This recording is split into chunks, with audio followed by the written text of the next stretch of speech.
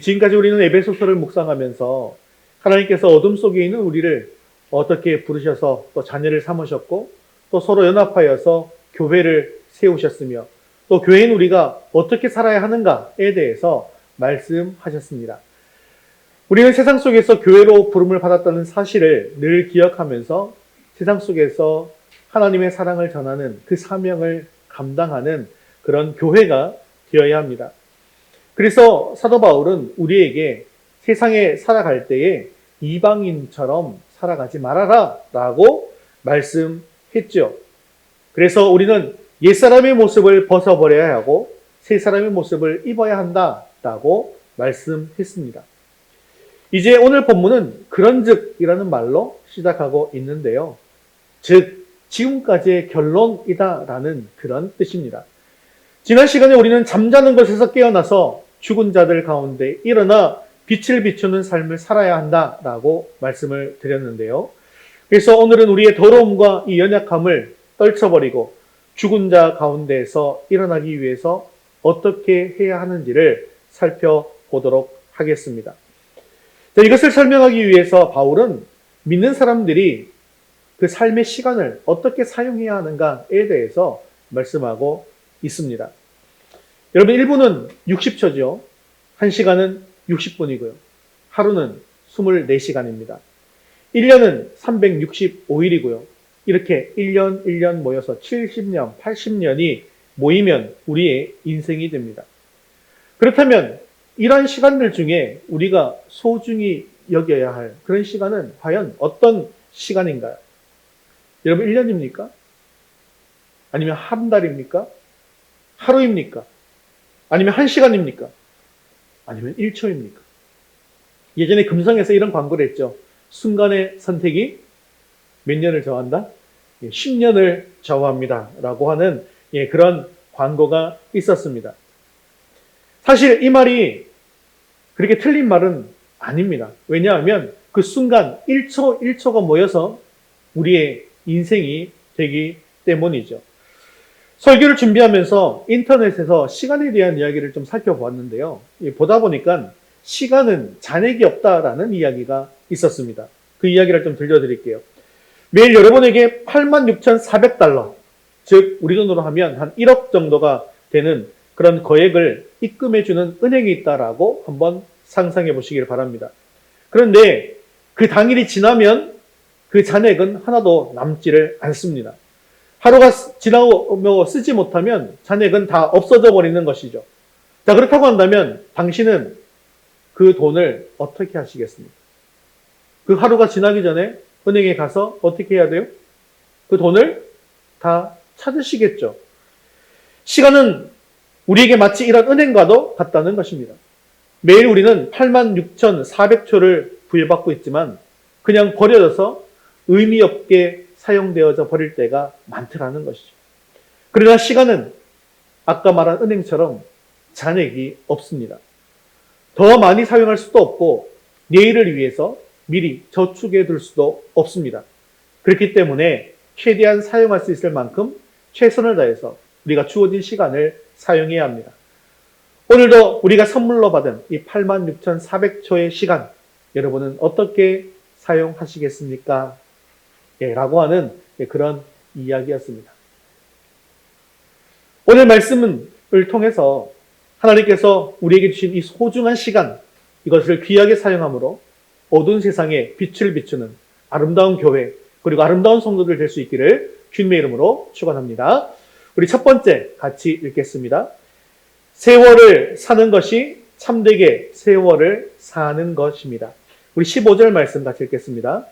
그런즉 너희가 어떻게 행할지를 자세히 주의하여 지혜 없는 자 같이 하지 말고 오직 지혜 있는 자 같이 하여. 아멘.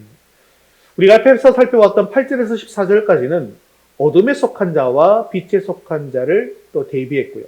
그리고 어둠의 일을 하는 자와 빛의 열매를 맺는 자에서 대조해서 이야기했었죠. 그런데 오늘 또 본문은 지혜 없는 자와 지혜 있는 자를 대조해서 설명하고 있습니다. 앞에서는 빛이 있고 없고를 대조해서 이야기했다면 이제는 지혜가 있고 없음을 대조해서 이야기하고 있더라는 것이죠. 여기서 말하는 지혜 없는 자는 자기가 추구하는 최고선을 세상에서 찾으려고 하는 사람입니다. 그러나 세상 사람들이 알지 못하는 지혜의 비밀은 사실 어디에 있습니까? 하나님 안에 있는 것이죠. 여호와를 경외하는 것이 지식의 근본이고 지혜의 근본이기 때문이죠. 하나님을 경외하지 않고 하나님을 떠난 상태에서는 그 누구도 지혜로울 수가 없더라는 것입니다. 또한 신약에 와서는 또 이 지혜에 대해서 어떻게 고백하고 있습니까? 예수 그리스도를 지혜의 근본으로 고백하고 있습니다. 그래서 바울은 골로새서에서 그리스도 안에 지혜와 지식의 모든 보화가 감추어져 있다라고 고백한 것이죠. 자, 그렇다고 한다면 지혜가 있는 자, 곧 영적인 분별력이 있는 자는 이 세상을 어떻게 살아가느냐에 대해서 바울은 이렇게 이야기합니다. 우리 16절 말씀 같이 읽겠습니다. 세월을 아끼라. 때가 악하니라. 지혜가 있는 사람은 세월을 아끼는 삶을 살아간다는 것입니다. 왜 세월을 아끼고 살아야 합니까? 그것은 때가 악하기 때문이다 라고 이야기하는 것이죠. 이 때가 악하다라는 말은요, 이 세상에 나가면 그리스도인들을 잘못된 길로 이끌려고 하는 악한 것들이 세상에 역사하고 있더라는 것입니다. 그래서 믿는 사람들은 어떻게든 정신 차리고 살아보려고 하지만 세상이 악하기에 우리를 가만히 두지 않더라는 것이죠. 미혹합니다. 그래서 믿는 사람들이 세상 나가서 살다 보니까 괴로운 나날을 살게 되는 거예요. 하나님께서는 이렇게 살기를 원하시는데 또한 세상에는 이런 악한 길로 자꾸 유혹을 하니까 그쪽으로 끌려가더라는 것이죠. 그런데 지혜가 없는 어리석은 자들은 우리 믿는 사람처럼 이렇게 생각하지 않습니다. 지금 이 세상이 정말 살기 좋은 세상이다라고 생각한다라는 것이죠. 얼마든지 즐길 수 있고 얼마든지 누릴 수 있는 좋은 곳이다라고 생각하지 이 세상을 결코 악한 곳이다라고 생각하지 않더라는 것입니다. 그래서 어떻게 살아간다는 거예요? 세월을 아끼지 않고 살아가더라는 것입니다. 헬라에서 이 시간을 나타내는 것은 두 가지 단어가 있습니다. 그 두 가지 단어는 바로 크로노스와 카이로스라고 하는 단어입니다. 크로노스라고 하는 것은 시, 분, 초로서 연대기적으로 흘러가는 시간을 크로노스라고 하고요. 이것이 바로 우리가 일반적으로 알고 있는 시간입니다. 그에 반해서 카이로스라고 하는 단어는 고정된 어느 일정한 시간을 이야기하는 단어인데요. 특별히 성경에서 이 카이로스라는 단어가 나오면 하나님의 계획 속에서 작정되어진 특정한 시간을 카이로스라고 합니다. 오늘 본문 속에 나오는 세월을 아끼라 해서 나오는 이 세월이 바로 카이로스의 시간을 이야기하는 것이죠. 그 단어가 사용된 것입니다. 그래서 이것은 일반적인 그 시간을 아끼라라는 그런 의미라기보다는 하나님께서 계획하신 그 특별한 시간을 아껴라라는 의미가 되는 것이죠. 그래서 공동 번역에서는요, 이 부분에 대해서 이렇게 번역하고 있습니다. 같이 한번 읽어볼까요? 이 시대는 악합니다. 그러니 여러분에게 주어진 기회를 잘 살리십시오. 하나님께서 우리에게 시간이라는 기회를 주셨다는 거예요. 우리에게 주어진 이 기회가 주어졌을 때에 우리 삶의 우선순위가 어디에 있느냐라는 것입니다. 세상의 의미를 두고 사는 사람은 나에게 주어진 이 기회를 세상의 일을 하는데 사용하게 되겠죠. 그런데 반면에 하나님 나라의 의미를 두고 사는 사람은요, 나에게 주어진 이 기회를 하나님의 카이로스로 삼고 하나님의 일로 사용한다는 것입니다. 그리고 이 기회는요, 시간이 흐르고 나면 다시 돌아오지 않더라는 것이죠. 그렇기 때문에 이 기회, 이 세월, 이 시간은 굉장히 중요하다라는 것입니다. 그래서 바울은 세월을 아끼라라고 하고 있죠. 여기서 아끼라라고 하는 말은 엑사고라조라는 말인데요. 몸값을 치르고 되산다라고 하는 속량을 뜻하는 것입니다. 영어로는 리딤입니다. 그러면 리딤이 속량이면요. 여러분 리디머는 누구일까요? 리디머, 속량자. 우리 죄를 대신 지시고 속량해 주신 그분. 바로 리디머는 예수 그리스도이신 것이죠. 그래서 아끼라라고 하는 이 엑사고라조는요, 사들여라, 속량해라 라는 뜻이 되는 것입니다. 즉, 돈을 주고 그 시간을 사라는 뜻입니다. 인타임이라는 영화가 있습니다. 2011년도 영화인데요. 이 영화는 시간이 돈이다라는 설정으로 이야기가 진행이 됩니다. 이 영화에서는요, 돈이라는 개념이 없습니다. 돈 대신에 모든 것을 시간으로 다 지불하게 되어지는 거죠. 커피 한 잔은 4달러. 또 숙박업소 가서 호텔 하룻밤 일반실 이용하려고 하면 2개월. 또 스포츠카를 하나 사려고 했더니 59년. 이렇게 모든 것을 시간으로 계산합니다. 그런데 이 사람들은요, 어떤 사람들이냐면 25살이 되면 그때부터 노화가 멈추는 거예요. 딱 25살 그 시기에 우리 지수 정도 되는 나이로 딱 멈추는 거예요. 그리고 그 멈추는 그 시간에, 그 시기에 이 팔에 이 시계가 딱 새겨지는데요. 이 시계는 딱 1년이라는 시간이 딱 맞춰져서 새겨집니다. 그러면 그때부터 1년의 시간이 거꾸로 카운트 되는 거예요. 거꾸로 카운트가 되어지고요. 그리고 이제 이 시간으로 삶에 필요한 것들을 사는 겁니다. 아까 말했듯이 커피 4분, 뭐 버스를 타려고 했더니 나중에 인플레가 생겨서 버스는 2시간 막 이렇게 해서 사는 겁니다. 그리고 그러면 이 시간이 단축이 되어지면 어떻게 되냐면 시간이 0이 되면 그 순간 심장마비가 걸려서 죽게 되는 거죠. 그래서 이 시간을 또 필요한 시간은 1년밖에 안 주어졌기 때문에 또 필요한 것들은 일을 해서 사야 됩니다. 자기가 일을 하면 그 시간이 대가로 지불되어지는 것이죠. 주인공 윌은 하루 벌어서 하루를 살아가는 빈민가의 청년입니다. 그런데 그의 대사 중에 늦잠을 잘 수 없다라는 대사가 있습니다. 왜 그럴까요? 시간이 돈이니까요. 잠을 자는 시간만큼 어떻게 되는 거예요? 시간이 줄어들면서 자기의 인생이 줄어들고 있는 겁니다. 이 사람은 그 시기에 보니까 딱 하루밖에 시간이 안 남았는 거예요. 하루만 갖고 사는 거예요. 그러니까 늦잠을 자는 시간에 일찍 일어나서 일을 해야 또 자기가 하루하루를 살아갈 수가 있는 것이죠. 사실 하나님께서 우리에게 주신 시간도 마찬가지입니다. 시간이 흘러가면 어떻게 되죠? 그냥 흘러가면 어떻게 됩니까? 우리는 결국 죽게 되는 것입니다. 하나님께서 주신 그 시간을 우리는 기회라고 생각하고 최대한으로 활용해야 한다는 것입니다. 시간과 이 기회라고 하는 것은 지나고 나면 절대로 회복되어지지 않는 것입니다. 그리고 한번 우리가 잘못 내디딘 발걸음은 절대로 또 다시 주워 담을 수도 없습니다. 그래서 지금 우리가 올바른 선택을 해서 그 기회를 잡지 않으면 우리는 영원히 하나님께서 우리에게 주신 이 기회와 세월, 시간을 잃어버릴 수가 있다는 것이죠. 여러분 오늘 제목 좀 이상하지 않습니까? 제목이 무엇입니까? 사시지 말고 사십시오. 이게 도대체 무슨 말입니까? 제가 두 가지를 한번 이야기해 보겠습니다. 억양으로 이 차이를 한번 구분해 보시기를 바랍니다. 한번 띄워보세요.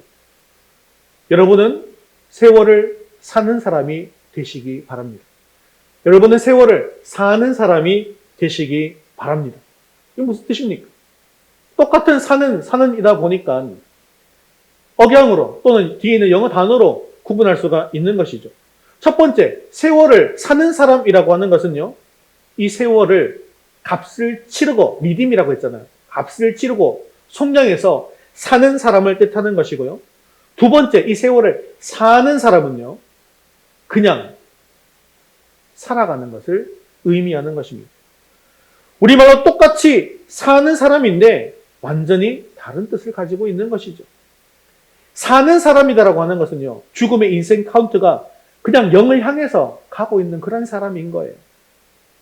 그리고 사는 사람은요, 인생 카운트가 영생을 향해서 가는 그런 사람입니다. 그래서 그 인타임이라는 영화에도 보면요, 시간을 100년, 1000년, 10,000년, 100만 년 이렇게 갖고 있는 사람들이 있어요. 시간을 모은 거예요. 물론 그 영화에서는 좋은 의미로 시간을 모은 것은 아닙니다. 그런데 우리가 하나님께서 주신 그 시간을 사서 계속 모으다 보면 우리도 하나님께서 이루는 그 카이로스의 시간을 이뤄 나갈 수가 있더라는 것이죠. 그렇습니다. 우리는 세월을 단순히 그냥 사는 사람이 아닙니다. 그냥 사는 사람은 세상 사람들, 어둠에 속한 사람들이 살아가는 방식입니다.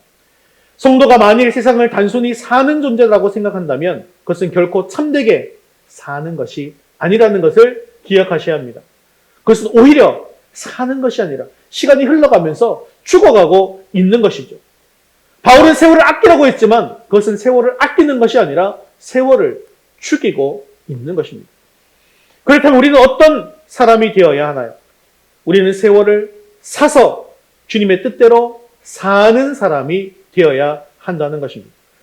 그리고 우리는 주님 앞에서 반드시 우리가 산 세월과 산 세월 모두를 결산할 때가 온다는 것입니다. 이것을 가르치신 예수님의 말씀이 양과 염소의 비유의 말씀인데요. 예수님은 양과 염소를 어떻게 분류하셨을까요? 그들은 우리 예수님께서 어린 소자의 모습이 되어서 헐벗은 자, 병든 자, 가난한 자, 옥에 갇힌 자, 목마른 자의 모습으로 그들에게 찾아갔습니다. 그때 염소로 분류된 사람들은요, 아무런 반응을 보이지 않았습니다. 그냥 아무 반응 없이 자기 삶을 그냥 살았습니다. 즉, 세월을 산 사람이 되는 것이죠. 그런데 양으로 분류된 사람들은 어떠했을까요? 그들은 그냥 살지 않았습니다. 그들은 그에게 주어진 시간을 샀습니다. 그 시간을 사기 위해서 그들은 대가를 치릅니다. 관심이라는 대가를 치르고요. 돈이라는 대가를 치르고요. 옷, 또 물, 이런 것들로 지불하는 대가를 치르고 그 시간을 산 것입니다. 그리고 그 시간을 자신의 시간으로 만들었습니다. 또한 주님의 명령을 따르는 시간으로 만들었습니다. 그 시간이 주님의 명령을 또 주님의 계명을 준수하는 시간이 되게 함으로 말미암아 하나님이 기뻐하시는 시간으로 만들어 갔다는 것이죠. 그렇게 그들은 세상을 그냥 살아가는 사람이 아니고 대가를 치르고 세상을 살아가는 그리스도인이 된 것입니다. 그렇게 그들은 그리스도의 사랑과 그리스도의 관심과 그리스도의 희생을 실천한 것으로 그 시간을 사서 살게 된 것입니다. 그리고 그 시간이 주님께 기억이 됩니다. 그 시간이 주님께 인정을 받습니다. 그리고 주님 앞에 마지막 때에 계산이 된 것이죠. 사랑하는 성도 여러분, 우리가 인생을 그냥 산다고 해서 그리스도인으로서 사는 것이 아닌 것을 기억하시기를 바랍니다.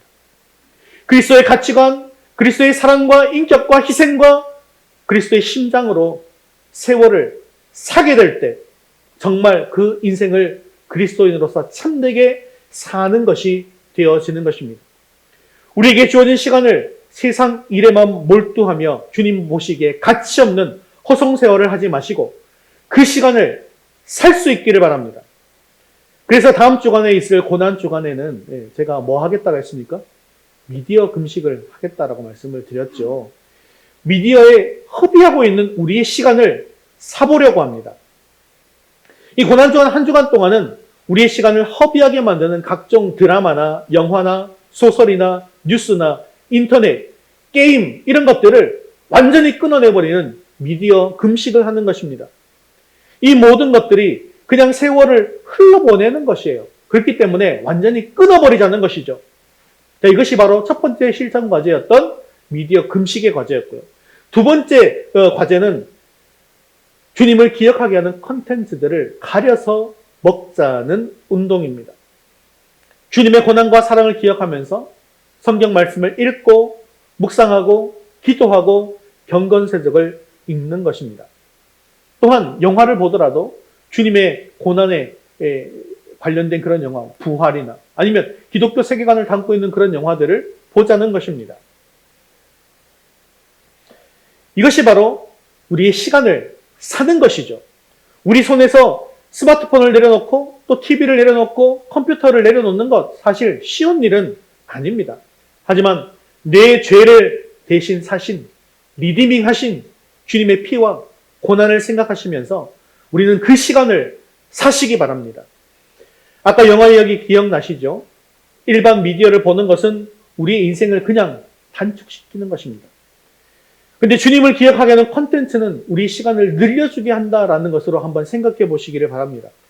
이렇게 우리가 시간을 사서 성경을 읽고 기도하고 경건 서적을 읽으면서 또 섬기면서 사는 삶은 결코 시간을 허비하는 것이 아닙니다.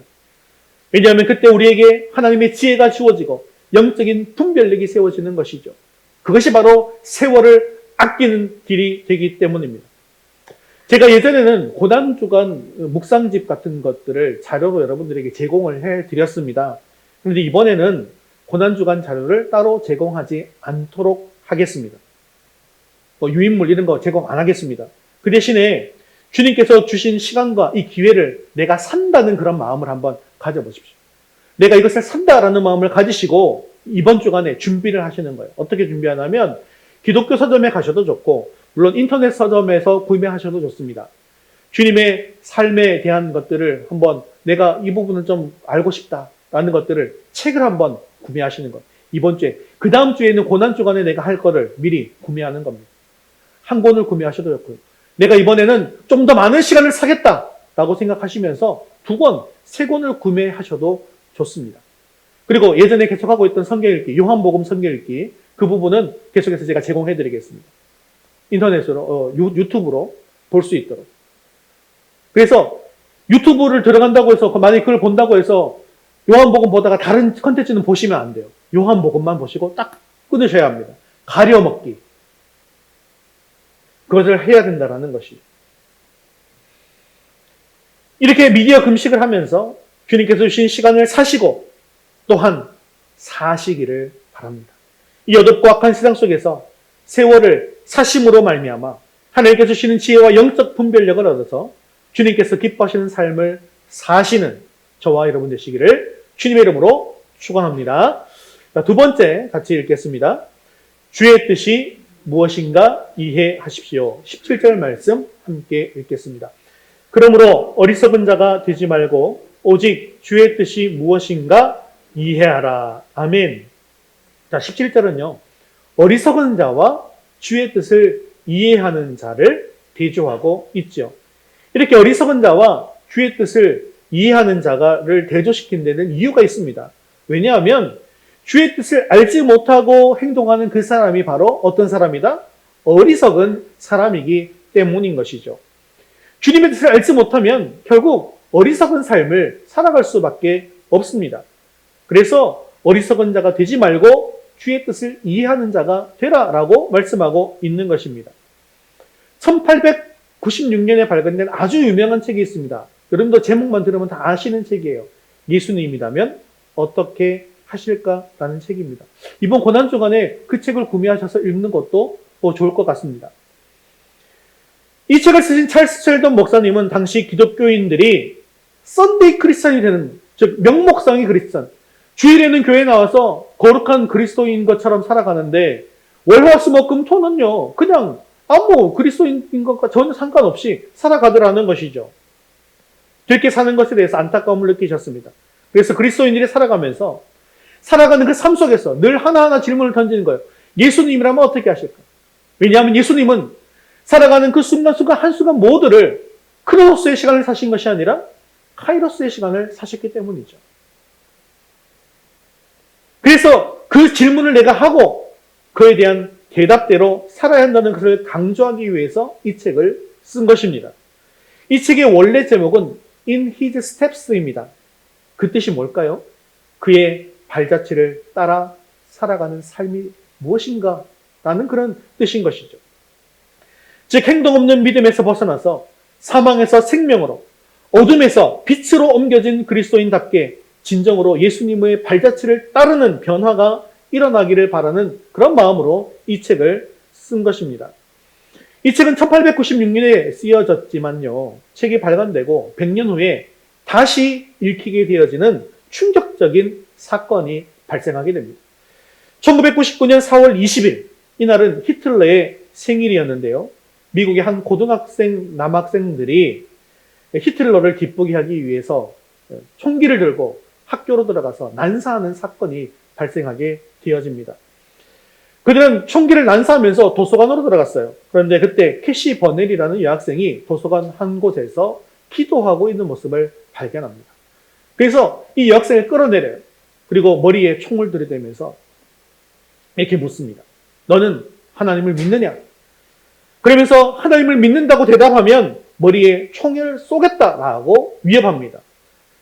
그때 이 캐시 보넬 여학생은 모든 사람이 들을 수 있도록 또박또박하게 이렇게 대답했습니다. 예, 나는 하나님을 믿습니다. 나도 하나님을 믿을 뿐만 아니라 당신들도 하나님을 믿으셔야 합니다. 그 순간 총알이 발사되었고 그녀는 현장에서 죽게 되었습니다.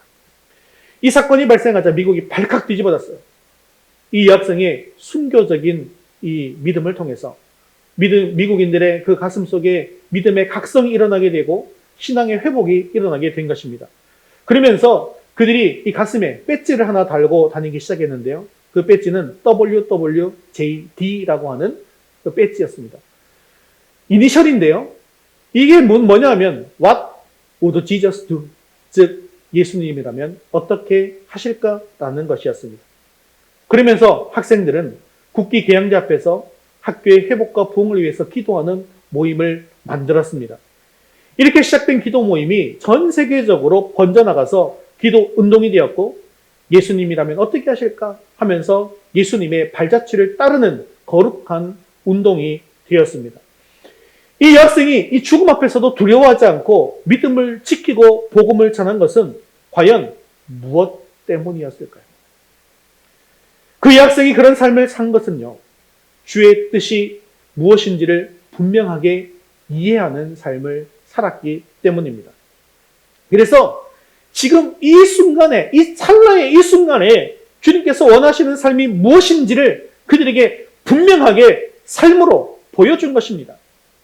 지금 생명을 잃어버린다 할지라도 이 짧은 시간에 주님을 고백하고 복음을 전하는 것이 주님의 뜻이다라는 사실을 분명하게 이해했기 때문에 그 짧은 시간을 산 거예요.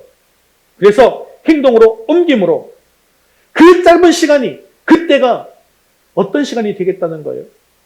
하나님의 카이로스의 시간이 되도록 한 것입니다. 이 본문에 사용된 이해하라고 하는 단어는요, 온 마음을 쏟아서 주의 뜻을 알기 위해서 노력하라라는 뜻입니다. 주의 뜻을 이해하고 분별력을 얻는 것, 이것은요, 저절로 그냥 되어지는 것이 아닙니다. 그냥 크로노스의 시간을 흘려보낸다고 해서 이 주의 뜻을 이해할 수 있는 분별력이 생기지 않더라는 것이죠. 우리가 주의 뜻을 알기 위해서 해야 되는 것은 그래서 카이로스의 시간이 필요한 거예요. 시간을 어떻게 해야 된다는 거예요? 시간을 사는 것이 아니라 어떻게 하자고요? 시간을 사야 한다는 것입니다. 시간을 사셔서 그 시간을 통해서 말씀을 읽으십시오. 그 시간을 사셔서 기도하시고 주님 앞으로 나아갈 때 주님께서 주님의 뜻을 우리에게 보여주시는 것입니다. 사랑하는 성도 여러분, 이렇게 주님의 뜻을 이해한다고 하는 것은 우리 인생에서 정말로 중요한 것이 무엇인지를 아는 것입니다. 무엇이 중요하고 무엇이 가치 없는 일인지를 아는 것입니다. 여러분, 별로 쓸데없는 일에 여러분들의 목숨을 걸지 마십시오. 그래서 저는요, 데모고 중에 결사, 반대 막 이렇게 하는 그 데모고를 정말 싫어합니다. 도대체 그게 뭐길래 자기의 생명을 바쳐서 그것을 반대한다는 것입니까? 우리는 시간을 사서 주의 뜻을 이해하고 정말로 중요한 일에 목숨을 걸어야 합니다. 여러분들은 나의 인생을 향한 주님의 뜻이 무엇인가를 여러분 이해하고 계십니까? 주님이 내 인생을 통해서 하시고자 하는 그 주님의 계획을 알고 계십니까? 주님께서 나를 통해서 이루시고자 하는 그 카이로스를 알고 계십니까? 주님께서 여러분들에게 어떤 비전을 주셨고 어떤 사명을 주셨나요? 나를 향한 주님의 뜻과 계획을 이해하지 못하시고 그냥 그 인생을 사신다면 그 인생은 허비하는 인생이 되고 마는 것입니다. 그렇기 때문에 우리 인생의 시간을 사실 수 있도록 즉 리딤할 수 있도록 이번 한 주간 나를 향한 주님의 뜻이 무엇인가를 곰곰이 생각해 보시면서 간절히 찾을 수 있기를 바랍니다. 주님 앞에 엎드리셔서 나를 향한 주님의 뜻을 보여주옵소서라고 간절히 기도하시기를 바랍니다. 그것이 바로 주님의 뜻을 이해하는 것입니다.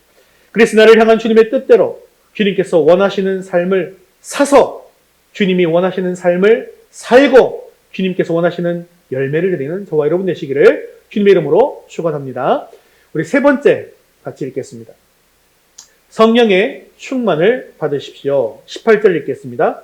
술 취하지 말라. 이는 방탕한 것이니 오직 성령으로 충만함을 받으라.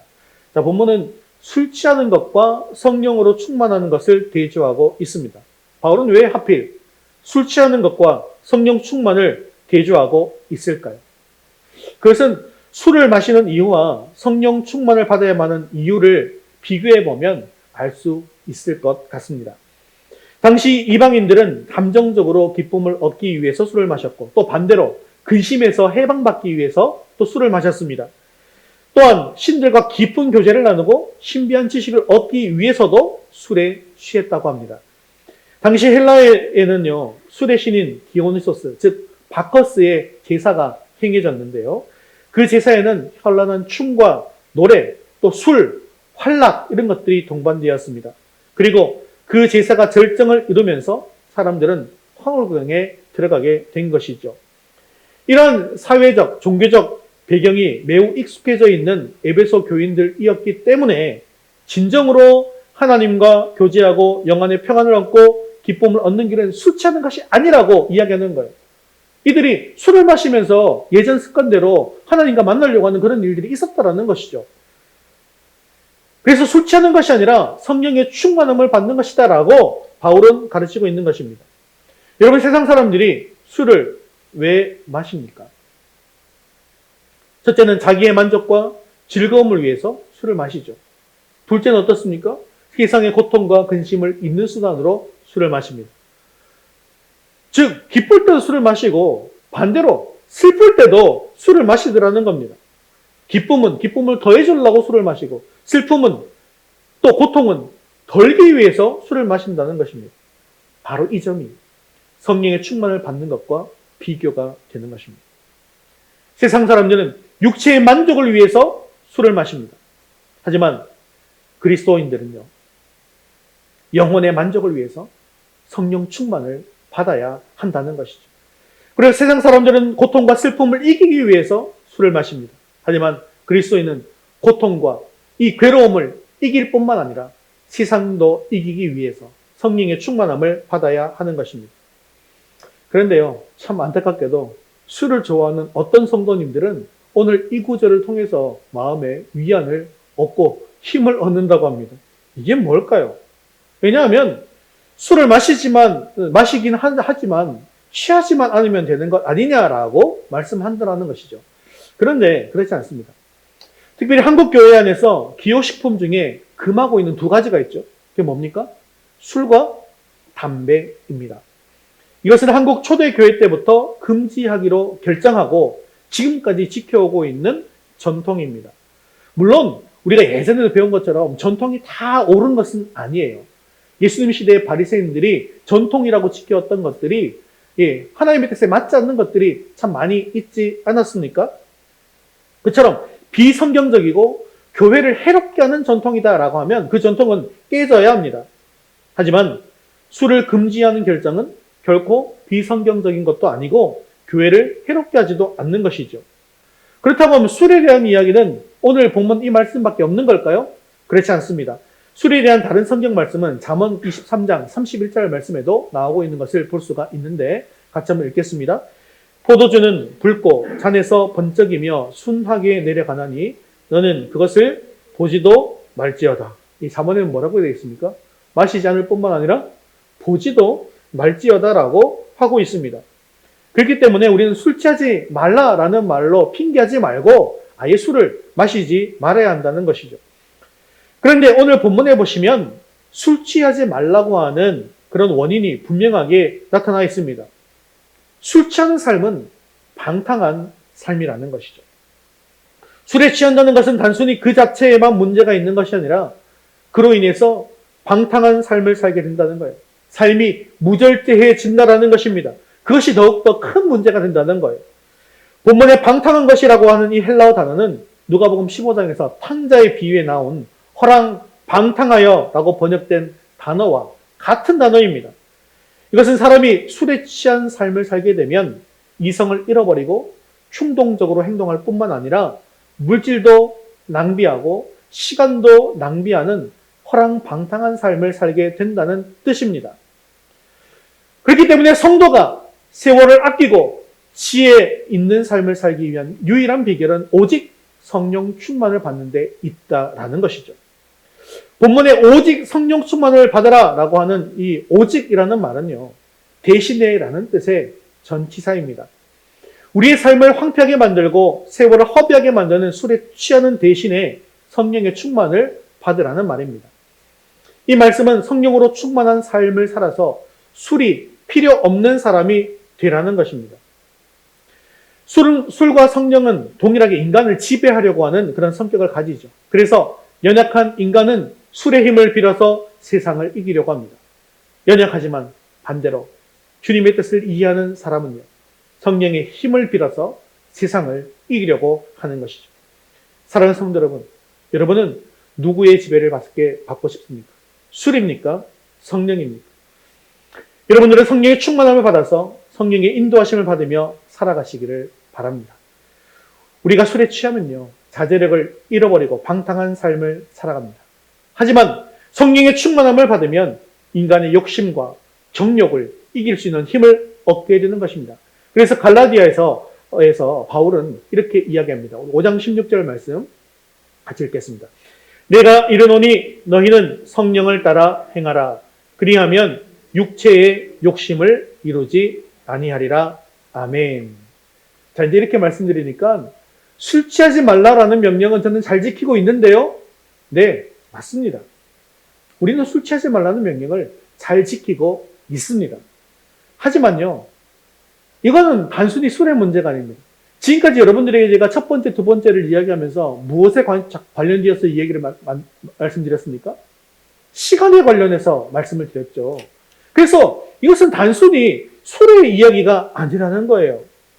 바울은 지금까지 계속해서 어둠에서 빛으로 옮긴 성도들이 어떻게 시간을 사용할 것인가에 대한 이야기를 한 것입니다. 그래서 시간을 사서 세상이 원하는 삶을 살지 말고 그 산 시간을 통해서 주님이 원하시는 삶, 주님께서 기뻐하시는 삶을 살아가라고 했습니다. 또한 주님의 뜻이 무엇인지 이해하는데 시간을 사는 사람이 되어야 한다. 그래서 어리석은 자가 되지 말고 지혜 있는 자가 되어라 라고 이야기했다는 것이죠. 그래서 술 취하지 말라. 나는 지금 술 안 취했는데요. 그렇게 말할 것이 아니라 술 취하지 말라는 말은 시간의 개념에서 본다면 어떤 것이에요? 세상에 허랑방탕한 그 시간을 보내지 말라는 거예요. 그 일에 시간을 허비하지 말라는 것입니다. 그리고 세상 일에 시간을 낭비하지 않기 위해서 우리가 해야 되는 일은 뭐다? 성령의 충만함을 받는 것이다 라고 강력하게 명령하고 있는 것입니다. 우리는 술 취하지 말라는 명령을 어기면 큰 죄를 지었다고 생각합니다. 그런데요, 성령의 충만함을 받지 못한 삶을 살면 큰 죄를 지었다고 생각하지 않는다는데 우리의 문제가 있습니다. 바울은요, 성령에 충만해도 되고 안 해도 되고 라고 말하는 것이 아닙니다. 그리스도인이라고 한다면, 어둠에서 빛으로 옮겨진 교회이고 성도라고 한다면 반드시 성령으로 충만해야 한다라고 말씀하고 있는 것입니다. 이렇게 우리가 성령으로 충만할 때 세상을 이기고 육체의 욕심에서 이기고 그리스도의 증인으로 살아갈 수가 있다라고 이야기하는 것이죠. 그렇기 때문에 그리스도인이라고 한다면 반드시 성령 충만을 받기 위해서 최선을 다해야 하는 것입니다. 그런데 이 성령 충만이라고 하는 것은 한 번 하고 끝나는 것이 아니라는 것이죠. 우리가 처음에 성령의 도우심으로 예수님을 믿는 그 순간 첫 번째 성령 충만이 일어납니다. 그때 내 모든 죄들을 회개하고 주님께로 돌이키게 되어지는 것이죠. 그래서 그 순간에 성령께서 내주하시게 되어집니다. 그런데 이것은 단회적인 사건입니다.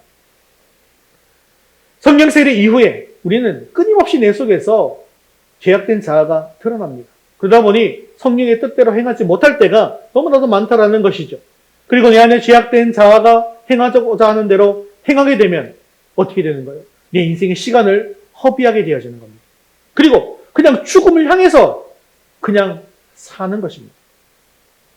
그렇기에 하나님의 자녀들은 내 안에 계신 성령에서 충만하도록 늘 그 시간을 사는데 힘써야 합니다. 이를 위해서 바울은 19절에서 21절 말씀을 통해서 네 가지를 또한 이야기하고 있습니다. 시간을 사서 어떤 삶을 살아야 되는지. 그것이 이것입니다. 같이 한번 읽어볼게요. 시와 찬송과 신령한 노래들로 서로 화답하며 마음으로 주께 노래하며 찬송하며 범사에 하나님께 감사하며 피차 복종하라입니다. 이것에 대해서는 다음 시간에 살펴보도록 하겠습니다. 사랑하는 성도 여러분, 술에 취하는 것과 같이 세상적인 생각과 나의 뜻으로 인해서 시간을 또 세월을 낭비하지 마시고 하나님께서 주신 세월과 이 기회와 시간을 사서 성령 충만함으로 성령의 아름다운 열매를 맺는 저와 여러분 되시기를 주님의 이름으로 축원합니다. 말씀을 맺겠습니다. 제가 아까 헬라어의 시간은 두 가지 개념이 있다고 말씀을 드렸습니다. 크로노스라고 하는 시간은 그냥 흘러가는 시간이고 카이로스라고 하는 시간은 고정된 어느 일정한 시기로 하나님의 계획 속에 작정하여 주어진 특정한 시간을 가리킨다라고 말씀을 드렸습니다. 우린 지금껏 10년, 20년, 30년, 40년, 50년, 60년 이렇게 세월들을 살아왔습니다. 돌이켜보면 이 시간이 얼마나 빨리 흘러갔는지 이 세월이 정말 주만뜬 것 같이 흘러갈 것입니다. 그런데 우리 삶에서 그냥 흘러가는 이 크로노스의 시간은요, 사실 큰 의미가 없는 시간들입니다. 그래서 바울은 우리에게 강력하게 명령하는 거예요. 세월을 아끼라. 그냥 흘러가는 이 무의미하고 악한 시간을 버리지 말고 시간을 살아. 리디밍하라. 라고 말씀하고 있는 것입니다. 크로노스의 시간을 카이로스의 시간, 즉 하나님의 계획 속에 작정된 의미 있는 시간으로 돌려놓으라고 말씀하고 있는 것이죠. 이를 위해서 주의 뜻을 이해하는 지혜로운 사람이 되고 술 취하여 방탕하지 말며 성령 충만한 사람이 되라고 말씀하시는 것입니다. 그리고 그 시간을 살아가는 삶을 주님께서는 기억해 주시고 결산해 주시는 것입니다. 그렇습니다. 우리는 내가 살아가는 순간 어떤 말과 행동을 하느냐에 따라서 세월을 아낄 수도 있고 세월을 허비할 수도 있습니다. 똑같은 시간 동안 부르심에 합당한 삶을 살 수 있고 그렇지 않을 수도 있습니다. 어떤 경우에는 아주 젊은 나이에 하나님의 부르심을 받게 되었지만 그 시간 동안 하나님의 카이로스를 이룰 수가 있고 어떤 분은 100년을 살아도 크로노스의 시간만 보냈을 수가 있더라는 것이죠. 1분 1초의 시간을 소중히 여기시기를 바랍니다. 1초가 모이고 1분이 모여서 우리의 인생이 되는 것입니다.